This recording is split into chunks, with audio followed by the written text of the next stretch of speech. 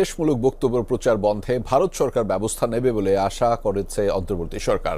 ভারতের পার্লামেন্টের কমিটিতে এই বিষয় নিয়ে দেশটির পররাষ্ট্র সচিবের বক্তব্যকে ইতিবাচক হিসেবে দেখেছেন দুই উপদেষ্টারা বলছেন, দুদেশের সম্পর্ক কোনো দলের সাথে নয়, হবে জনগণ আর দেশের সাথে। ভারতে আশ্রয় নিয়ে সাবেক প্রধানমন্ত্রী শেখ হাসিনা বিদ্বেষমূলক বক্তব্য দিয়ে যাচ্ছে। এক্ষেত্রে দেশে ফিরে ভারতীয় পররাষ্ট্র সচিবের অবস্থানকে ইতিবাচক হিসেবে দেখছেন উপদেষ্টা আসিফ মাহমুদ। এর আগে বায়ু দূষণ রোধে বৈঠক করেন এলজিআরডি ও পরিবেশ উপদেষ্টা।